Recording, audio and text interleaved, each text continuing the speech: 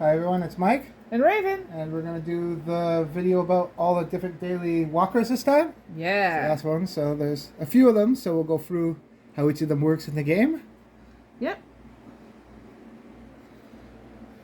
Cool.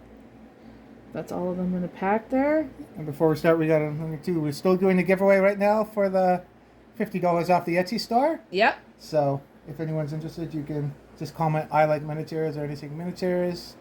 Yep. Make sure you subscribe too.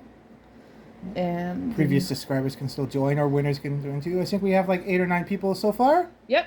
So, and there's no expiry date on the 50%. Yeah, you can use it whenever you feel like you see something in the store you like. I know there's lots of people that like the survivors from Zombicide. We got Bloodborne stuff on there too. Yep, and I think we have Kingdom Death. Yeah, we started doing Kingdom Death, so there's some Kingdom Death models up there. Yeah.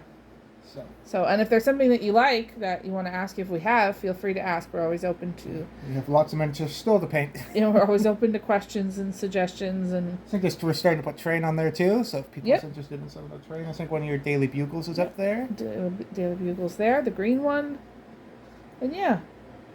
So we'll start doing the tutorial for how these work. Okay. So first off, we have the Ballerina. So it's a little tutu. Cool. So how she works is, whenever she activates, if she activates 2 zones away from a survivor, she jumps right at them by moving 2 zones. Likewise, she may ignore obstacles such as tanks and sandbags. So that will come up now when we're doing Washington ZC. Yep. So, but let's say she starts here and her activation is 2 zones away from Joss. Yep. She gets to jump right to a zone. Yeah. So let's say this was a tank. We don't have a tank there yet. She would be able to actually jump over it to get to him. Okay. So that'll come up more when we're doing Washington CC. Yep. If she's right there, say she can already go there. It's just 2 zones away, she gets to jump. So next up is the Bride. Nice.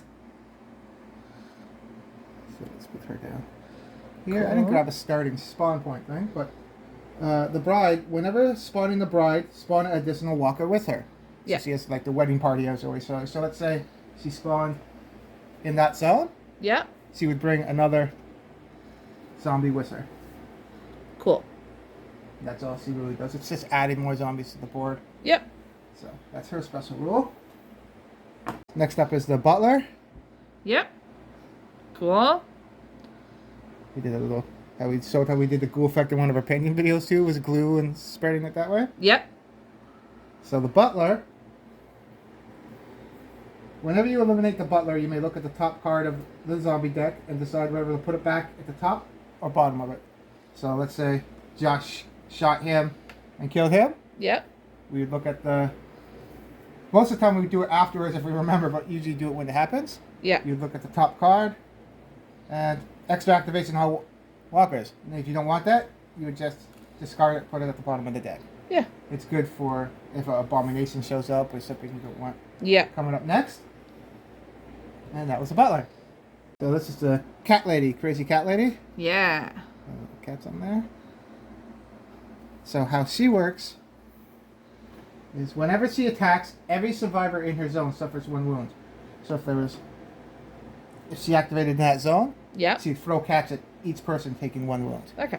I don't think it's ever happened as our playthrough. No, it hasn't happened to us before yet. She got there. Yeah. And another thing that I always forget because we don't have any dogs with line of sight on the cat lady gets an extra activation for the current activation. Oh. So I think there's dog companions in the Zombicide 1 season 1. Oh, okay. We actually just got some 3D printed models of Amy and some of the Big Bang Theory that come with a little dog. So that's probably a dog companion. Yeah. So once we get any, that will come into effect with the crazy cat lady. Yeah. I was going to ask about the range of the cats too. No, she can't.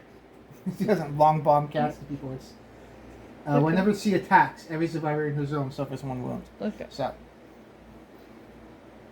I don't think there's zombies that add range to attacks. That'd be funny though. She buffs up range. Well, no. When we get to Fort Hendricks, the soldier zombies can shoot. Yeah. So next up is the Cheerleader. Yeah. Zombie butt. Yep. Zombie butt. So she's pretty annoying. We figured out recently, all actors, both zombies and survivors in her zone, get an extra activation for their turn. Yeah. So what you got to watch with her is if it was a zombie's turn, they would do their activation, so they would all go. And because she's in their zone, they would get another activation.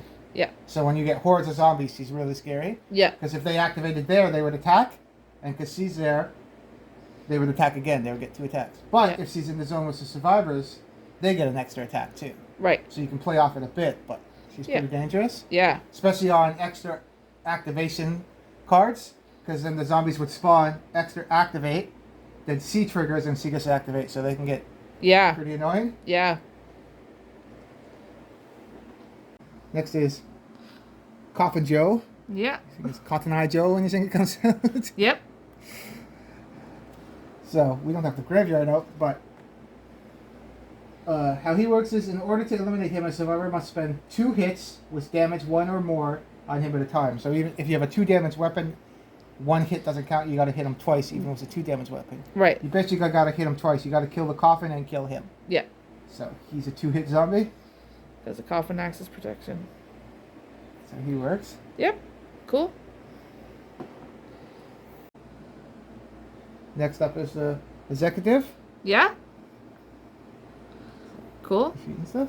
So how this one works is when you eliminate the executive, you may draw the top 3 cards of the zombie deck, look at them, and put them back on top of the deck in any order you wish. Okay. So I believe Solana has that skill, and someone else. It's very similar to Distributor. Yeah. If you have 3 spawns. So if you kill her, you look at the top 3, and then you would decide how you want to put them in order of your spawn points, so you can decide where stuff is going. Right. So help out if you don't want, if your survivors are here and you don't want all the walkers to come that way, you can decide where they come from. Right. You don't get to discard them like the Butler, but you can arrange them in any order you want. Yeah.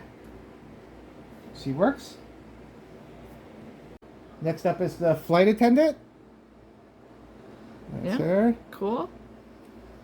So how she works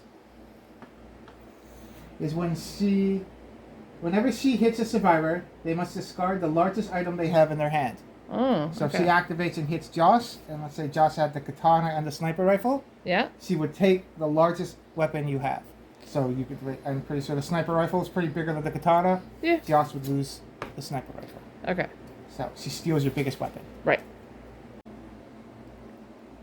Next is the judge. Yeah. Cool. So let's get some of these here. I don't have any fatties or runners Yeah, I on the think I table did right that now, one. but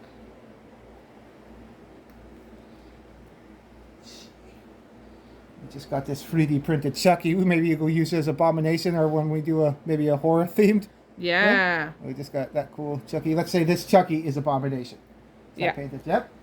The tiniest Abomination we have. Was the judge, ignore the target priority order when performing a ranged attack in this zone, targeting whichever zombie you prefer. Oh. So let's say Josh had a ranged weapon, and we only know fatties and abominations go first. Yep. If the judge is there, you could pick walkers instead, or another runner or something.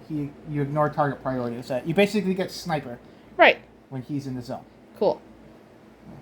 Hopefully we'll have Chucky painted up soon too. Yeah, he's cool. So tiny. I thought I saw a card for him. I saw the old one for Zombicide 1, Yeah. but I haven't seen any for Zombicide 2 yet. So we might make a card for him.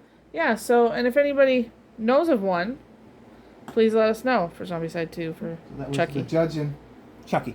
Yeah. Next up is the Lawnmower Man. Yeah, he's cool. He was fun to paint too. Yeah. He activates. Whenever he enters a zone with survivors, he instantly deals 1 wound to them. So, if there was multiple survivors in that zone, if he activated, Yeah, he would move into that zone. I think this happened once a while ago. it did. Happened to Trump. Whenever he enters a zone with survivors, he instantly deals 1 wound to them. So each one of them would take a wound because he moved into their zone. Right. It's not when he activates, it's when he moves into their zone. Ah, okay. Next up is Lion Dancer. Yeah, cool. So there's That actually looks another nice. zombie in the back there too. That's funny. I think we call him the Lucky Lion sometimes. Yeah, Lion Dancer. Yeah. So how the line dancer zombie works is any survivor with line of sight on the line dancer gains the lucky skill, being able to reroll attacks. So even if Joss was down there and he saw the lucky line dancer, if he was attacking that zone, he could reroll his dice because he can see the lucky. Yeah, that's awesome. So it's actually a zombie that benefits you. Yep. Cool. There's a few of them that do. Not too many, but a couple. Yep. Cool. So the lunch lady. That's her. Yeah, that was another one that was fun to paint. Mm-hmm. So how the lunch lady looks is, if she is ever alone, immediately spawn one runner in her zone. Okay. I didn't bring the runners. We have one over here. Let's say that's a run. Okay. So if there's other zombies there, she's okay. Yeah. But as soon as you kill the other ones around her, she's the only one in the zone, you have to spawn a runner in her zone. Okay. Because they're running to get her food. Right. That's the lunch lady. So this is the magician. Cool. The little rabbit under his hat, too. Yeah, I was going to say, I don't know if I've ever noticed the little rabbit. Yeah, there's a little rabbit under his hat. That's funny. I don't know if it's a zombie rabbit, but... So how the magician works is, when you eliminate him, you get a chance to draw something from this hat. So draw a card from the equipment deck. It might even be a zombie. So we've had that happen a couple times. Let's say Joss killed the magician. Yep. You'd roll from the blue equipment deck, not the pimp weapon, and you would have got a sniper rifle. Nice. Sometimes if it's an all card, an actual zombie would spawn there too. Right. That's how the magician works. Cool. Next is a nun. Nice. She showed up quite a bit. Yep. Games.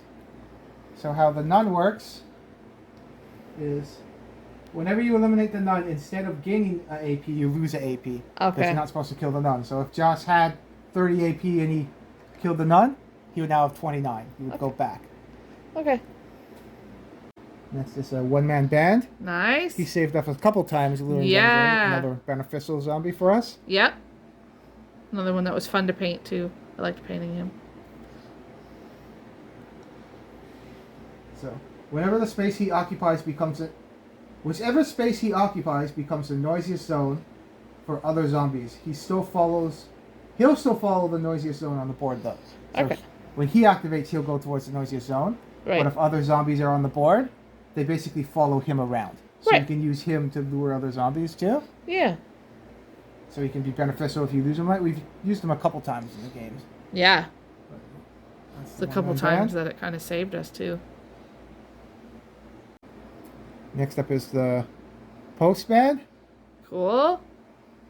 So similar to the magician, but his is, when you spawn this Postman, draw an equipment card and assign it to him.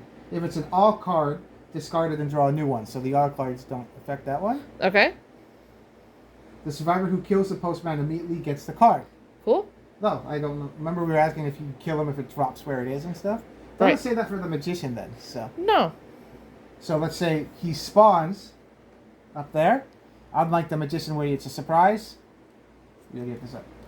We always put on the side a sniper rifle. So when you kill the Postman, you would get the sniper rifle. Right. So the Ren Faire Man is the next one. Yep.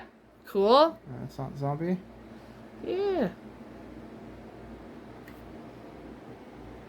Okay. So how that one works is he ignores all damage from attacks unless they come from a weapon that could exist in medieval times. Okay. So we've weapons you can't really kill him with a sniper rifle or basically no shooting weapons. No guns. So swords and other stuff you can use. You can say katanas.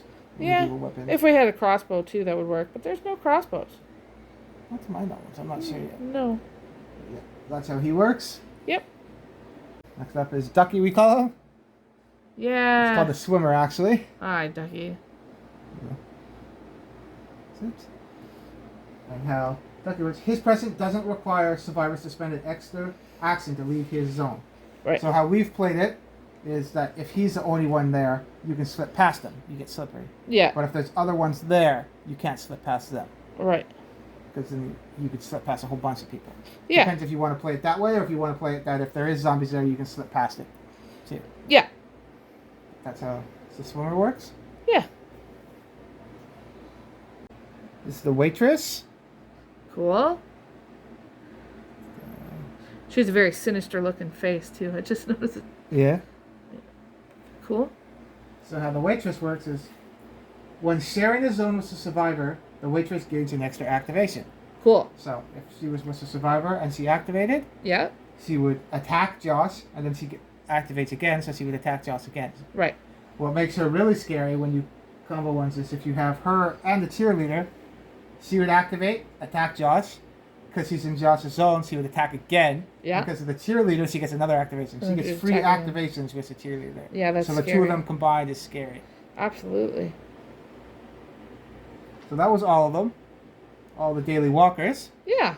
We try to get, every time we draw a spawn card, if there's more than one, we usually try to put a daily in. That's how we work it. Some people roll dice, or they actually have daily spawn cards when you draw them. Right. But we try to do it every time, even in dark zones or spawning, whenever there's more than one zombie, we try to put them in there. Yep. And you'll see on more, maybe one or two occasions, we were in a situation where we were out of zombies and ended up having to put all the walkers on the board. Yeah. That was crazy. And we've always played that we only use painted ones, so if they weren't painted, we can't use them. Now they're all painted. All their stuff for Zombicide's done. Yeah. So that was fun, and we hope you enjoyed the look at each individual walker and what they can do, and let us know if you have a particular favorite that you've been using in your games, and we kind of have our favorites, and I always like Ducky. And we're still doing our Washington CC. Well, next time we do a Zombicide video, we'll do it for we're in Mission 2 now, when we get to Mission 2. Yep. We have a Humvee coming too for that too, so we're waiting to get the Humvee too. We hopefully. do. Yeah. So where we get most of our 3D printed buildings from. Yep. Right? And the subway was from there too. Yeah. That was for Crisis Protocol though. But yeah, and then I think the taco truck and the pasta store are two of the other ones we have from Sigmarite. So thanks for coming out. We hope you liked this video. Please like and subscribe. Don't forget about the giveaway. And we will see you next time. See ya.